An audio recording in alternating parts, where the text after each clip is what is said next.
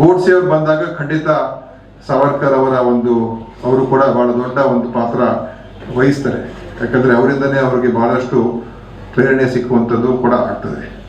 So ಇದು ಇವತ್ತು ಈ ವಿಚಾರಕ್ಕೆ ಬಂದಾಗ ಹೇಗೆ ನಾವು ಎದುರಿಸಬೇಕು, ಯಾಕಂತ ಹೇಳಿದ್ರೆ ಎಲ್ಲೋ ಒಂದು ಕಡೆ ಆತಂಕನೂ ಕೂಡ ಇದೆ. ನಮ್ಮ ದೇಶದಲ್ಲಿ ಆಗ್ತಾ ಇರುವಂಥ ಬೆಳವಣಿಗೆಗಳು ನೋಡಿದಾಗ ಇವತ್ತು ಗಾಂಧಿವಾದ ಒಂದು ಕಡೆ ಇದೆ, ಸವರ್ಕರ್ ವಾದ ಒಂದು ಕಡೆ ಇದೆ. ಏನು ಸವರ್ಕರ್ ವಾದ ಗೆದ್ದಿದ್ಯಾ ಅಂತ ಕೂಡ ಅನಿಸುವಂತ ಒಂದು ವಾತಾವರಣ ಇವತ್ತು ನಮ್ಮ ದೇಶದಲ್ಲಿದೆ. ಈಗ ತಾನೇ ಸೀತಾಲಕ್ಷ್ಮಿ ಅವರು ಹೇಳಿದ್ರು, ಏನಂತ ಹೇಳಿದ್ರೆ ಗೋಡ್ಸೆ ಅವರನ್ನ ಪೂಜಿಸುವಂತ ಮತ್ತು ಗಾಂಧಿಯ ಹುತಾತ್ಮರಾದ ದಿನವನ್ನ ಒಂದು ಸೆಲೆಬ್ರೇಟ್ ಮಾಡುವಂಥದ್ದು ಕೂಡ ಮಾಡುವಂತ ಕೆಲವು ಜನ ಸಂಘಟನೆಗಳು ಕೂಡ ಇರ್ತಕ್ಕಂಥದ್ದು. ಅದು ಒಂದು ಎಕ್ಸ್ಟ್ರೀಮ್ ಆಗಿ ಯೋಚನೆ ಮಾಡುವಂಥವ್ರು ಇದ್ದಾರೆ ಆ ಥರವರು ಕೂಡ.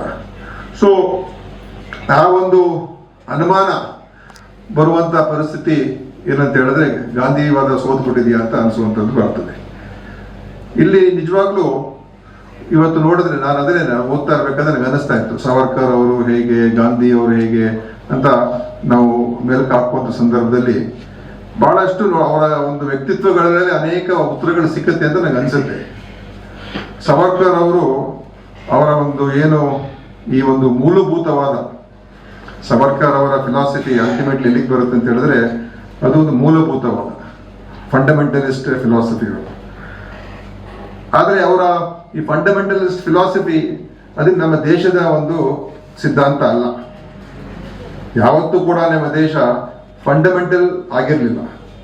ನಮ್ಮ ಸಾವಿರ ವರ್ಷಗಳ ಭವ್ಯ ಇತಿಹಾಸದ ಬಗ್ಗೆ ನಾವೇನು ಮಾತನಾಡ್ತೀವಿ ಅದರಲ್ಲಿ ಯಾವತ್ತೂ ಕೂಡ ಮೂಲಭೂತವಾದ ಹೆಚ್ಚಾಗಿ ಎಲ್ಲೂ ಕೂಡ ಕಾಣಿಸ್ಕೊಂಡಿಲ್ಲ. ಯಾರೇ ರಾಜರು ಮಹಾರಾಜರು ಎಲ್ಲ ಇದ್ರು. ಕೆಲವು ಸಂದರ್ಭಗಳು ಕೆಲವರು ಅತಿರೇಕಕ್ಕೆ ಹೋಗಿರುವಂತ ರಾಜ್ಯಗಳೆಲ್ಲ ಇದ್ದಾರೆ, ಎಲ್ಲ ಹಿಂದೂ ಮುಸ್ಲಿಂ ರಾಜ್ಯಗಳಿದ್ದಾರೆ. ಆದರೆ ಆ ಮೂಲಭೂತವಾದ ಇಲ್ಲೇನು ಬಂದಿರಲಿಲ್ಲ. ಆ ಮೂಲಭೂತವಾದ ಬಂದಿರೋದೇ ಒಂದು ಯುರೋಪ್ ರಾಷ್ಟ್ರಗಳಿಂದ ಬಂದಿರತಕ್ಕಂಥ ಸಿದ್ಧಾಂತ. ಅದನ್ನ ಸಾವರ್ಕರ್ ಅಳವಡಿಸ್ಕೊಳ್ತಾರೆ.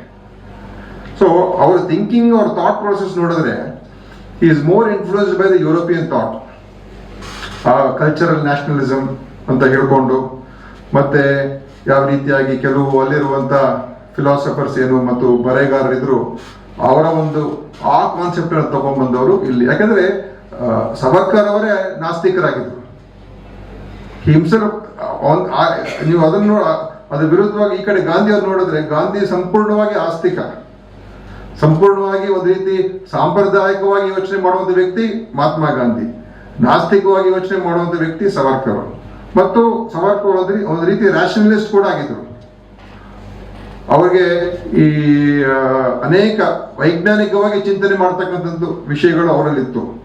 ಗಾಂಧಿ ಅವ್ರಿಗೆ ಅನೇಕ ವಿಚಾರಗಳನ್ನ ಅವೈಜ್ಞಾನಿಕ ಅಂತ ಹೇಳ್ಬೋದು. ಅವ್ರ ಸೈನ್ಸ್ ಬಗ್ಗೆನೂ ಕೂಡ ನಂಬಿಕೆ ಕಮ್ಮಿ ಇತ್ತು ಮಹಾತ್ಮ ಗಾಂಧಿ ಅವ್ರಿಗೆ. ಅವ್ರದೇ ಆದಂತ ಒಂದು ಥಿಂಕಿಂಗ್ ಬೇರೆ ಬೇರೆ ತರ ಅದೇ ಅವ್ರಿಗೆ ಗೊತ್ತಿತ್ತು ಜನರ ಜೊತೆ ನಾವು ಎಂಗೇಜ್ ಮಾಡಬೇಕು, ಜನರ ಜೊತೆ ನಾವು ಕಾಂಪ್ರಮೈಸ್ ಮಾಡ್ಕೋಬೇಕು, ಚರ್ಚೆ ಮಾಡಬೇಕು ಅಂತ ಆ ರೀತಿಯಾದಂತ ಚಿಂತನೆ ಗಾಂಧಿ. ಸೊ ಗೋಡ್ಸೆಗೆ ಉತ್ತರ ಗಾಂಧಿನೇನೆ.